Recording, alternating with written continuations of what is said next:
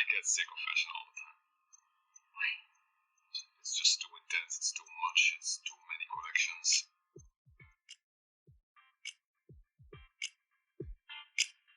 Historia y moda es un recorrido por la historia de nuestra cultura, el arte, la economía, la política y los roles de género, teniendo la moda como hilo conductor. Este es un viaje para los curiosos, los apasionados, los detractores y todos los que quieran conocer el origen de los grandes sucesos y las pequeñas cosas que han tejido nuestra sociedad. Somos Diana y Ceci y te acompañaremos en este apasionante viaje. ¡Bienvenido! ¡Comenzamos! Bienvenidos a este episodio de Historia y Moda.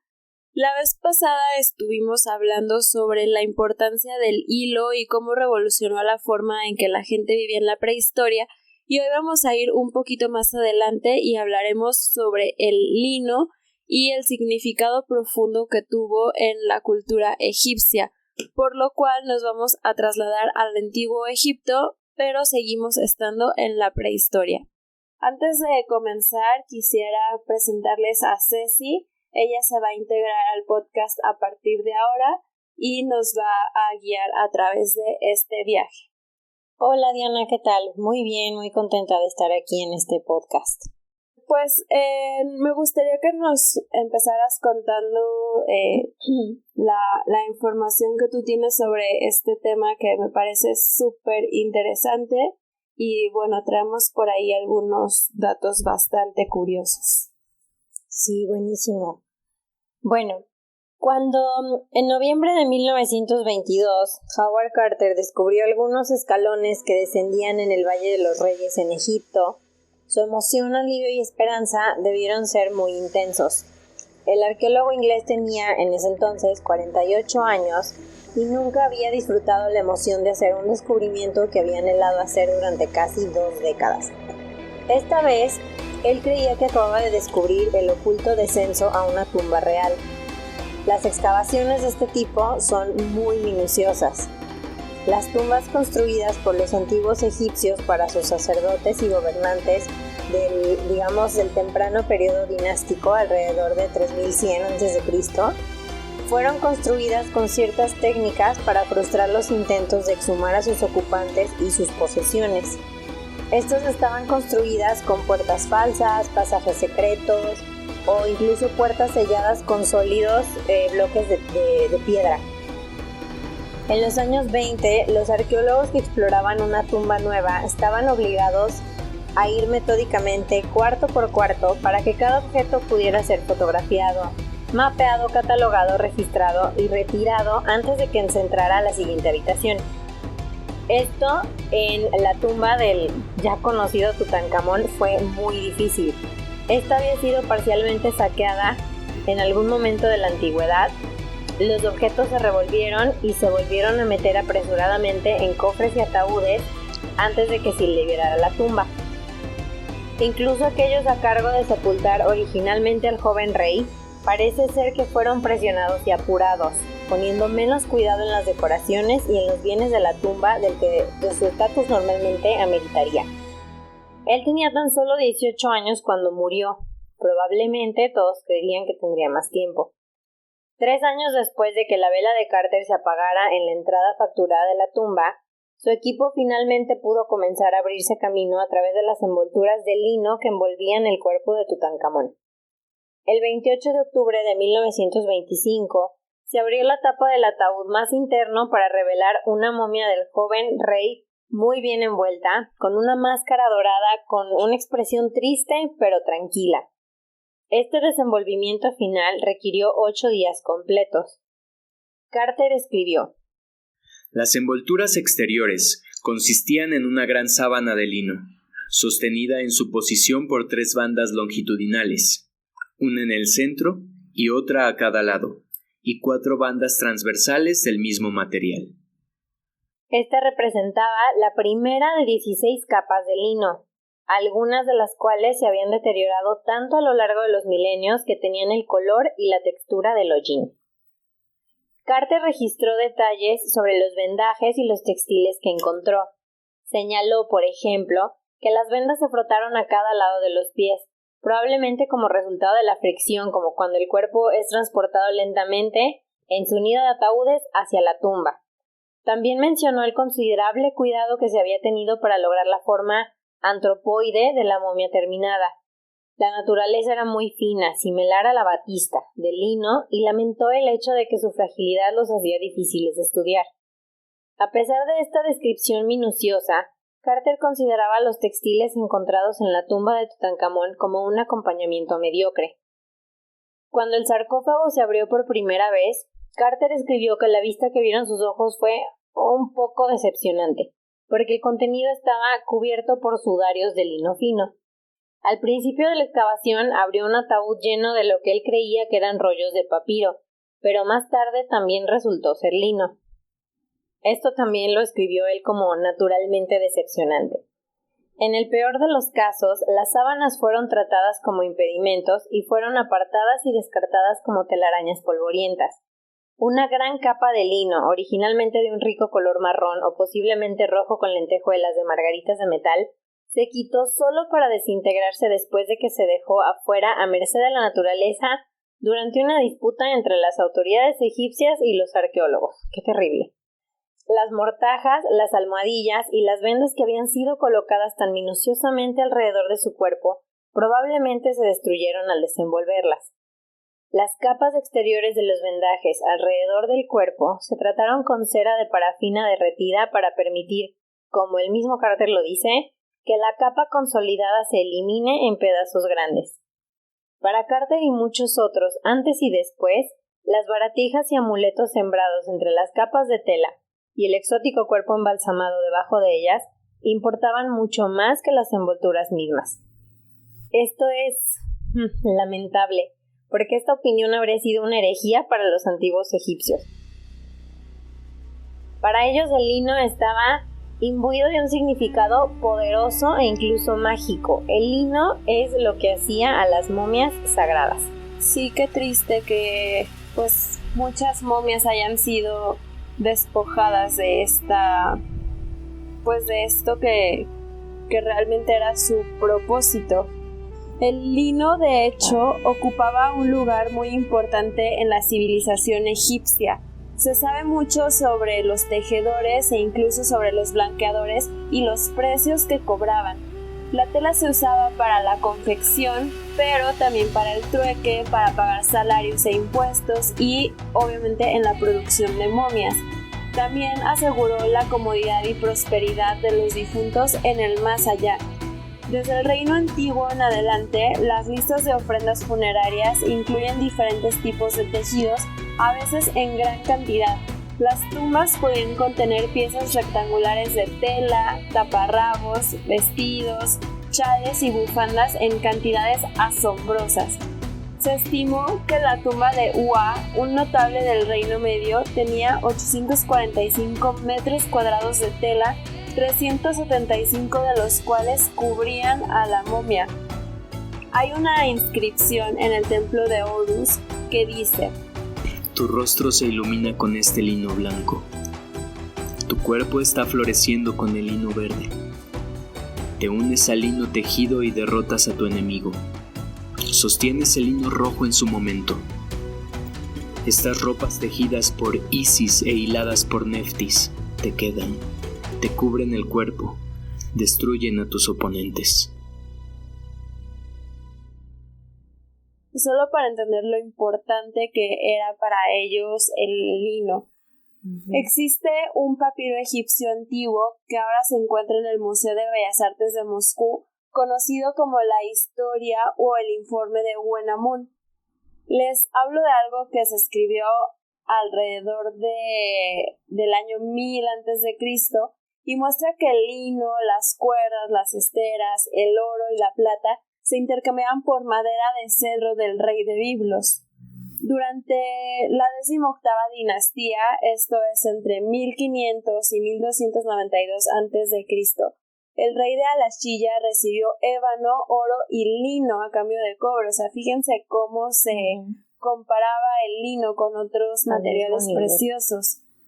La ropa que usaban los antiguos egipcios era simple, visualmente relacionada con el telar y el campo, lo que les permitía apreciar los atributos naturales de la tela. Muchas prendas eran simplemente rectángulos de tela envueltos y atados alrededor del cuerpo. Es probable que los antiguos egipcios estuvieran en sintonía con las pequeñas diferencias en la textura, el color, el peso y el tejido de varias telas de lino. Las pinturas murales que se conservan muestran a mujeres con túnicas de lino tan transparentes que el color de su piel se asoma, pero también se valoraba ropa mucho más robusta que puede encontrarse en las tumbas de los más ricos. Además de su practicidad, el lino parece haber estado asociado culturalmente con la limpieza. Esta idea impresionó a los visitantes extranjeros como Heródoto, que describió las ropas de lino recién lavadas que los sacerdotes usaban habitualmente cuando se dedicaban al servicio de los dioses.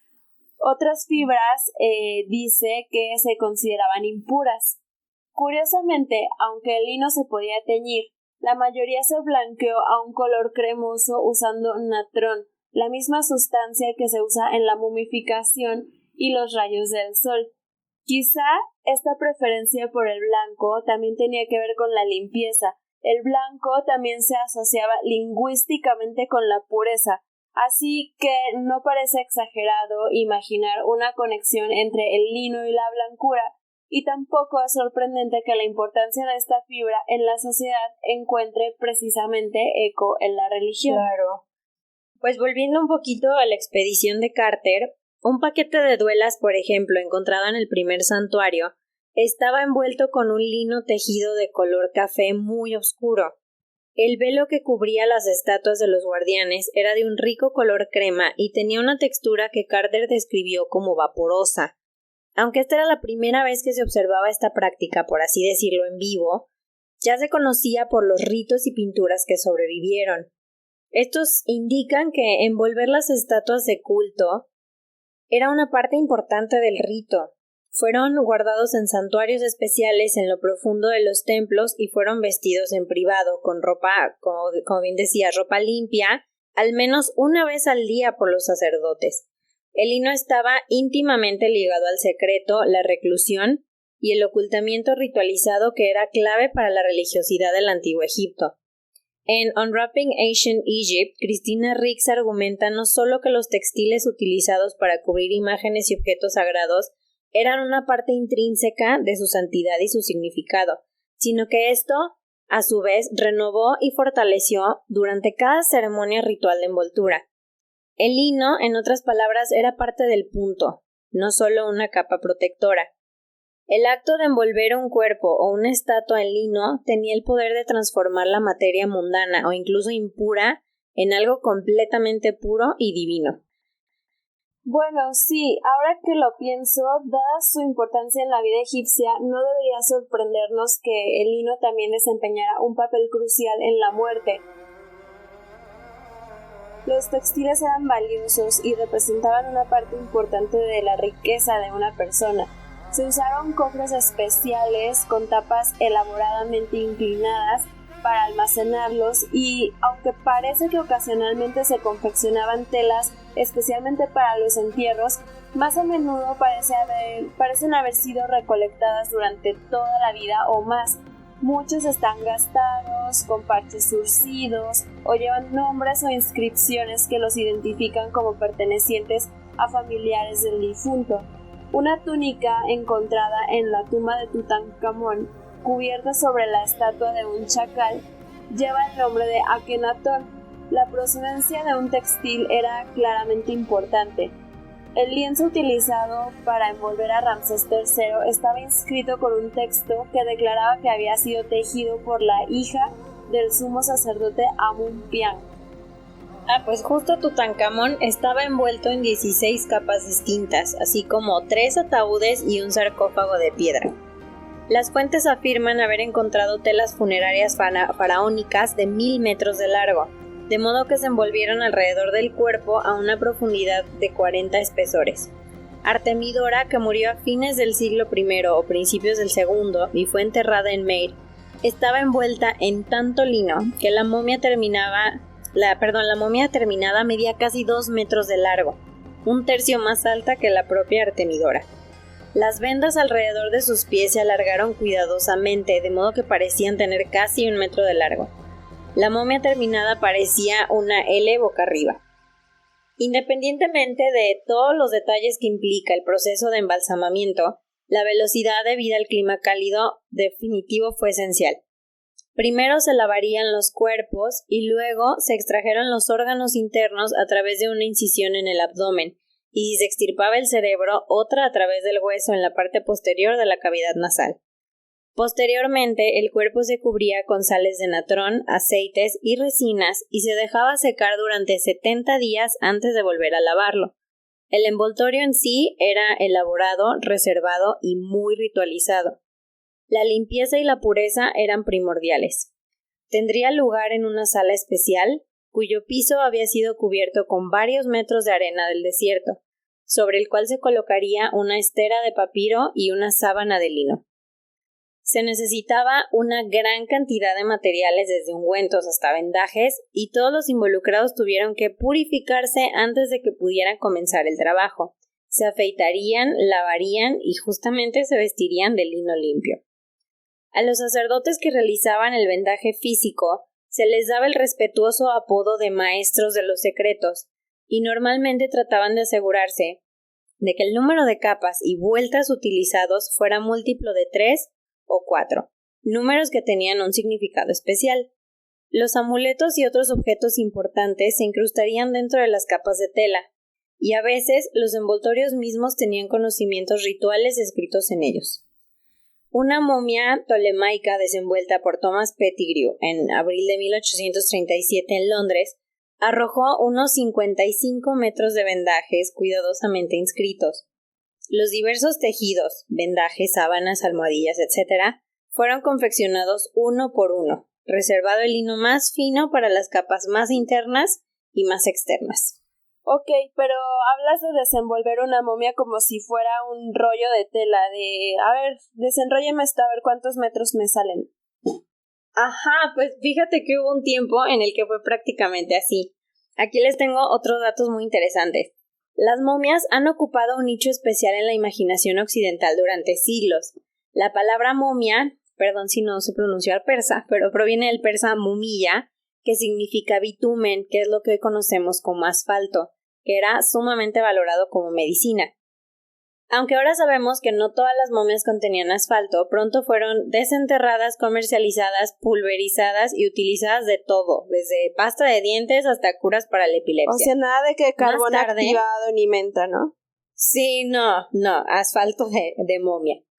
Más tarde también se usaron como pigmento, bajo varios alias, incluidos marrón egipcio o caput mortuum, que en latín significa cabeza de hombre muerto. Yo creo que no sería muy buena publicidad ahora para una pasta de dientes o unas pinturas. No creo que a la generación Z le guste esto. A mediados del siglo XIX, los desenrollamientos de momias se habían puesto de moda en Londres y en otras partes de Europa. Thomas Mommy Pettigrew se hizo tan famoso por ellos que los periódicos los cubrieron como si fueran, producciones teatrales. En un lanzamiento en 1909, narrado por el novelista francés Pierre Loti, la audiencia se puso tan nerviosa que el asunto terminó en una comedia, bastante grotesca, yo diría. La momia real fue envuelta miles de veces en una maravillosa sábana enrollada, dirían más fina que la muselina de la India, que es una tela súper fina de algodón. Esta tela de la momia real tenía más de 400 yardas de largo y tomó 2 horas completas para desenrollarse. O sea, la gente ahí 2 horas viendo todo. Para entonces, de verdad la tensión había subido a tal punto que después del último giro, cuando apareció la figura ilustre, la emoción entre el público fue tal que se precipitaron como una manada de ganado y el faraón prácticamente fue derribado. Pues sí, suena un espectáculo bastante bizarro, pero qué triste porque rompen por completo el propósito para el cual estas personas fueron momificadas, o sea, nunca más iban a poder trascender o pasar a la otra vida. Y este hecho era tan importante que incluso alrededor del 1500 a.C. había como nombres para como el diferente estado en el que se encontraba una persona. Un cuerpo, una persona se denominaba Kat. Un cuerpo embalsamado era un Jet, que era un homónimo de eternidad, y una figura envuelta con un velo divino recibió otra palabra, Sa, que es prácticamente lo que encontramos en las tumbas. Ajá. Y creo que hablando de preservación no te tienes que ir tan lejos, ¿eh? En la crisis política de Egipto en 2011, que fue conocida mundialmente como la Revolución Egipcia o Revolución de los Jóvenes, esta fue una serie de manifestaciones callejeras que comenzaron por ahí del 25 de enero de 2011 más o menos, el llamado Día de la Ira, y que se difundieron por todo Egipto por diversos grupos sociales. El saldo fueron 10 muertos y más de 500 heridos, pero la represión del ejército sobre los manifestantes dejó otra víctima colateral que no sangra ni grita, pero arranca lágrimas de frustración. Y este es el incendio del Instituto Egipcio, que albergaba la más importante colección de mapas y manuscritos del país, y en el que se conservaba la copia original del Description del Egypt, que son los 24 volúmenes repletos de ilustraciones que Napoleón encargó a un grupo de científicos que le acompañaron durante su campaña en el país del Nilo. O sea, te estoy hablando de 2011. Desde lo alto de esas pirámides, 40 siglos os contemplan. Esas palabras de Napoleón a sus soldados han pasado a la historia ligadas a una de las maravillas del mundo antiguo. El francés comprendió pronto que el país que pisaba a finales del siglo XVIII no era comparable a otro.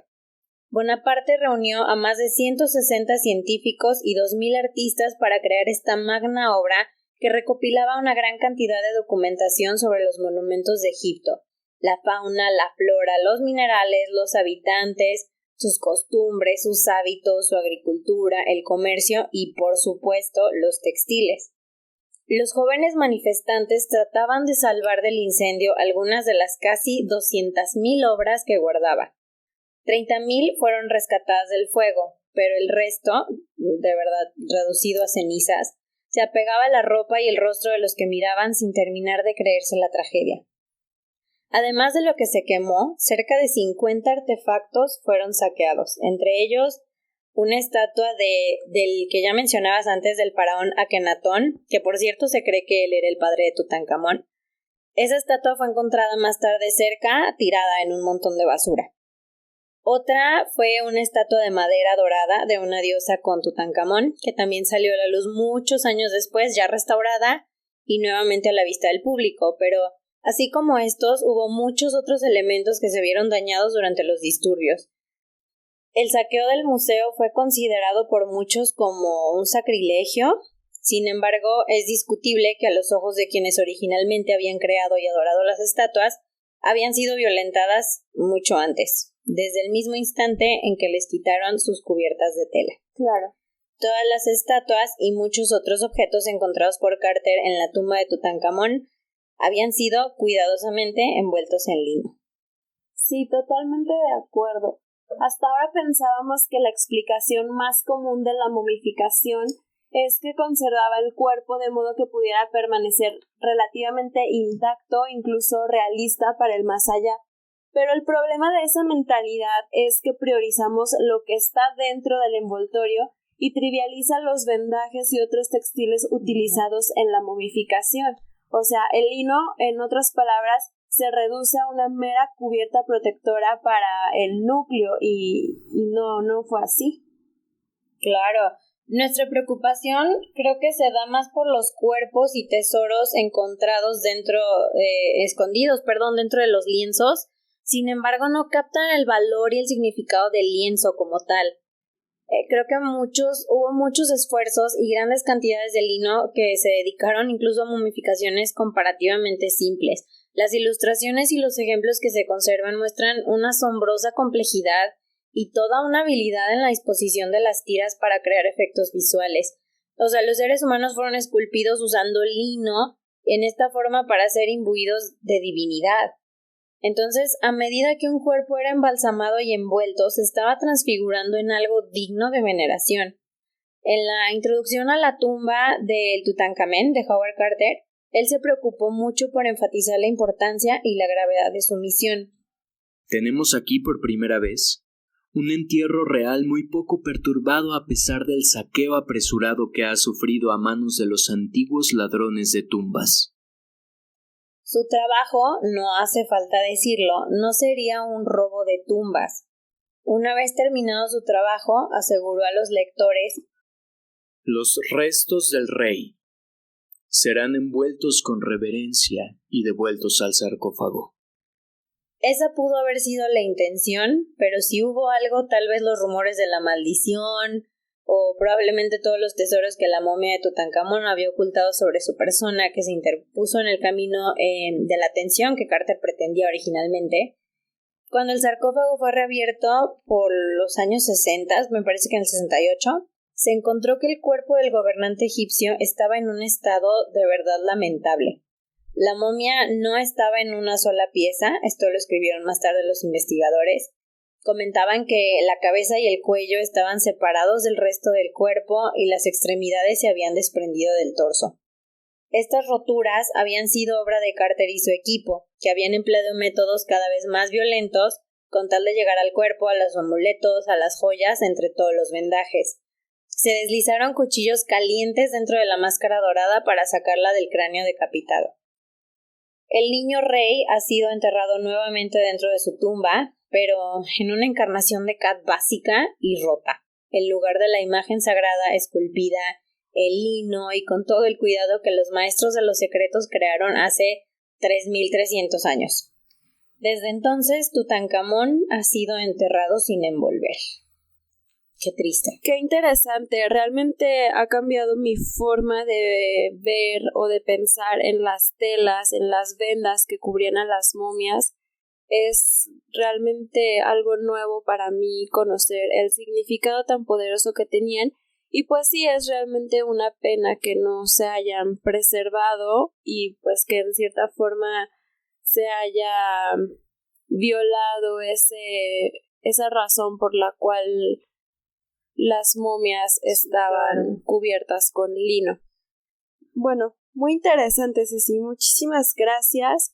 Esperamos que les haya gustado este episodio. Les recuerdo que este podcast es complemento de un curso sobre historia y moda. En caso de que quieran ampliar sus horizontes, conocer un poquito más de cultura, historia, economía, política, chismes históricos, género, todo. Exacto, es bastante amplio, pues pueden encontrar la información así como las imágenes de lo que hablamos en este episodio en nuestro Instagram, historia y moda _.